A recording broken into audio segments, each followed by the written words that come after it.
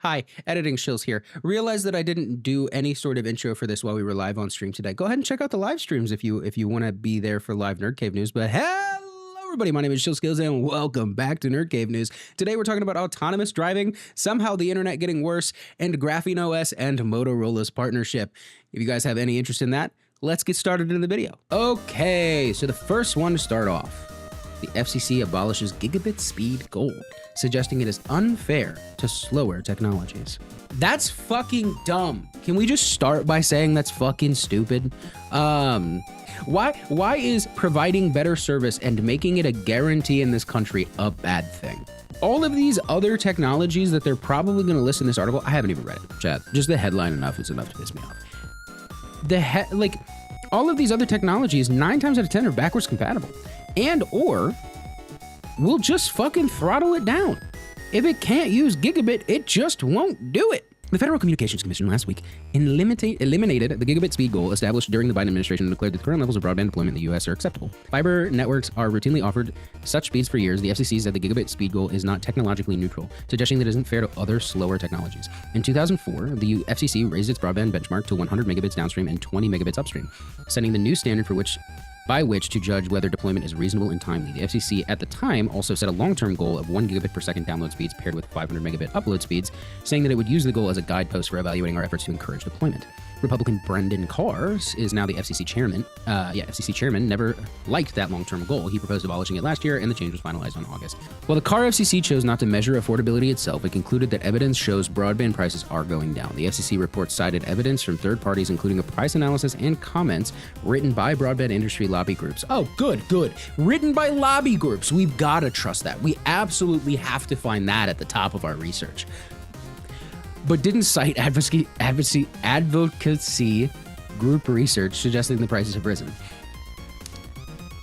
Yeah, 100%. I was like, okay. So things to learn from this article is the FCC currently being chaired by a Republican is dumb as fuck. So their major concerns were they're not going to be able to catch up to all sorts of different, or the slower technologies are not going to be able to catch up to the super speed fast thing, right? Which is just not how technology works. This FCC chairman is an absolute fucking dipshit.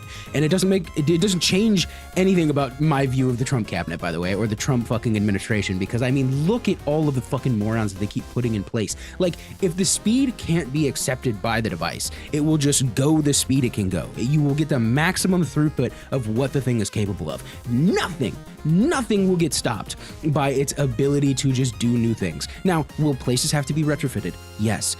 Companies do that all the fucking time. I've done that at my company several times in the 2 years that I fucking worked there. Like, the amount of people that are saying like, oh, well, you've got to let this catch up. You're not considering this. You're not considering that. And adoption, or excuse me, not adoption, but availability being the big thing where it's like, oh, it's not available everywhere. It's like, yeah, but we're changing that. People are adopting it as a standard. More companies are coming up and becoming fiber providers. Like, all of these things are happening so the availability thing can be fixed. Saying, oh, well, if you don't think about adoption, affordability, and equitable, it's not about adoption, affordability, and equitable access, it's about availability.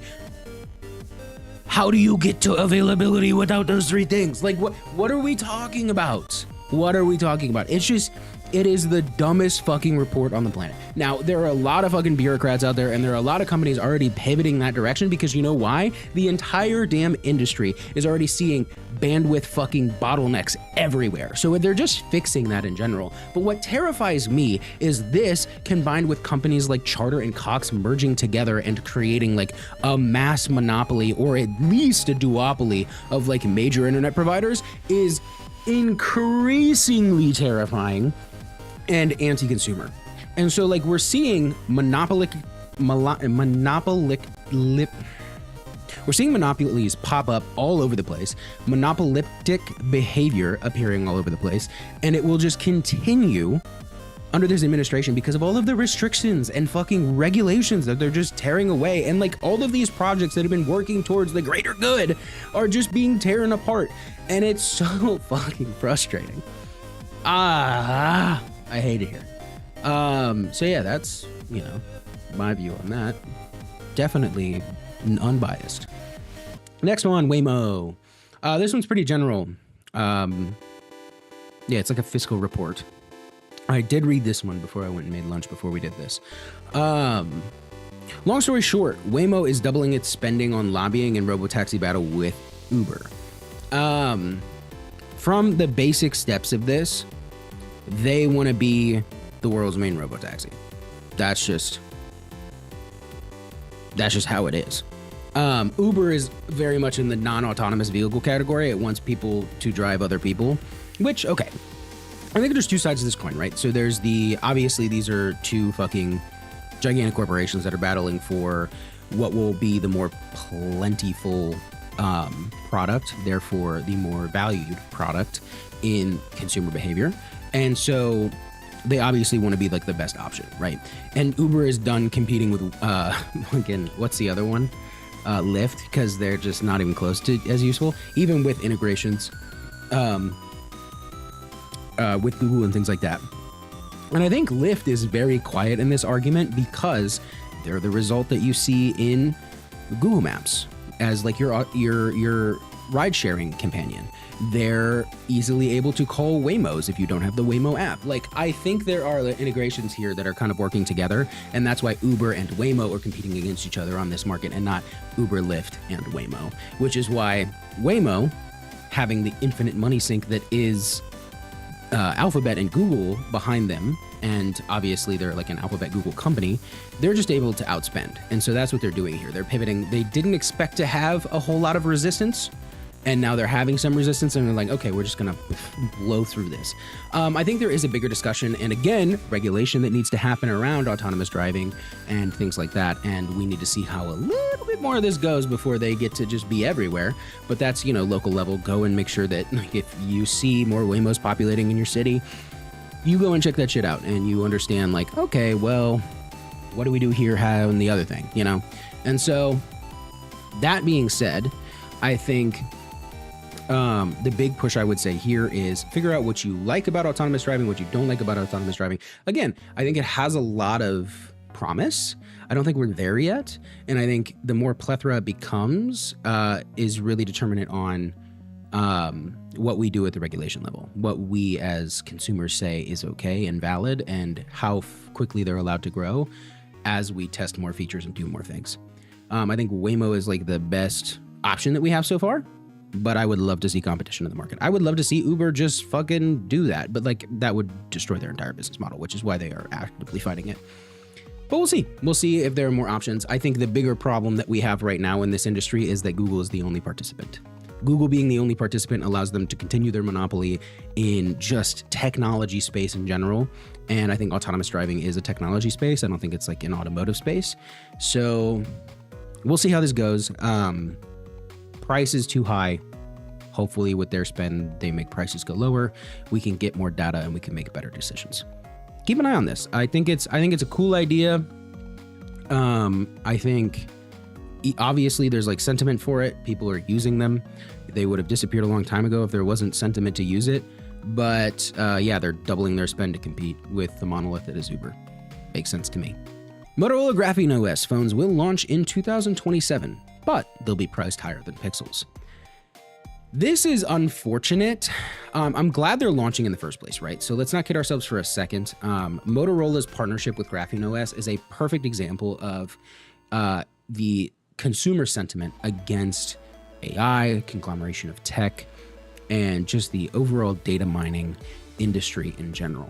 And so these are all fantastic things. The problem is Graphene OS is an open source project. It's a closed source project that is trying its damnedest to stay alive. And it is one of those things where at some point there has to be a little bit of influx of money. Motorola is selling those phones with Graphene OS on it. And if this is very much like you're paying an additional $100 Windows tax, on your new phone because it's a new type of operating system that allows you to have more security features, I think for at least the interim right now, we need to be able to have a willingness to give them a little bit of money to keep them afloat so that they can continue to grab partners, not only like Motorola, but TCL and other different lower end manufacturers that could maybe gain some prominence by having an operating system that cares about the consumer first and not the data that the consumer will give the company. I think that's extremely important here. Let's look at some of the stats here. According to the Graphene OS team, upcoming Moto phones will be a premium flagship device. The team expects pricing to be higher than Pixel phones, which is saying something. The current Pixel lineup starts at $900 for the base Pixel 11 and a $100 increase from last year, and the Pixel 11 XL is $1,300. I don't know that they are targeting the Pixel Pro XL. I think they are targeting the Pixel OG, like the original Pixel. So if it's $1,000 phone, a lot of phones are $1,000. I think that's pretty damn on par. We won't know this, obviously, if they're coming in 2027. We're probably not going to see anything about this until the holidays. So these mysterious Moto phones will presumably be well over $1,000. I don't know that they'll be well over $1,000. I think they'll be priced at $1,000, maybe $950, but like there will be a cost associated with having or adding Graphene OS into the Motorola process. While Motorola makes plenty of budget devices in the Moto G line, these devices aren't a viable option. Graphene OS is supported Pixels because Pixel's Tensor chips provide the necessary security features, but not all Qualcomm chips offer the same capabilities. Only Qualcomm's most expensive 8 series processors are comparable for the security standpoint that they need. It's possible that cheaper Moto phones will gain graphene support, but they don't see that happening anytime soon. So this looks to be like more of a, hey, we need to find out a chip that will provide the same security that Tensor does. Qualcomm apparently already does that, which is why this will be a premium level phone. But that's a great thing because then you're still getting a premium product. It's not like you're getting like a mid-tier Qualcomm chip and you're not getting a capable phone because of it. I think the more powerful you make that and the less bloatware that your computer or your phone has overall because of its running of Graphene OS, yes, it'll have to sandbox some apps and things like that to like get things normalized for you. But sandboxing when they don't have to run like 50 different types of bloatware on your machine and having a more secure OS that is completely your data, I think overall is just a really, really good idea. And a hardware manufacturer partnering with them is a huge step in the right direction for this. So yes, I am wary that it could be a really expensive phone. This is like the framework problem all over again, right? Framework is really, really fucking expensive because of the RAM pricing shortage and all sorts of stuff like that. And if you think about like the long term of owning that device, it's not really that big of an issue, but the initial purchase price of these things to gain the security features, the more user-friendly things about it, your data, your computer, your smartphone, that kind of thing, is unfortunate, but it is just kind of the reality of like we're transitioning as a market from being, okay, we're tired of our data being sapped from us. We're tired of being at the mercy of all of these damn companies. So we're trying to pivot away from this. It's going to be a painful transition. It's going to be a painful process, but at the end of the day, I think it's, very worthwhile.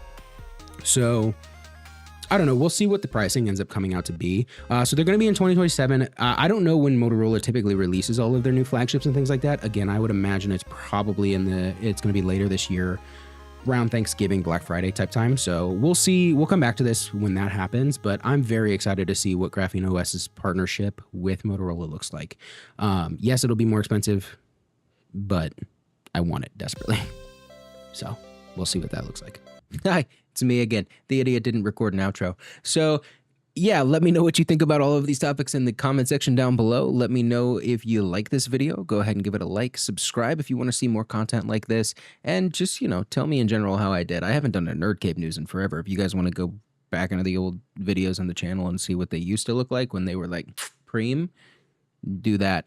But we could do something different here. You and me, we could be cool.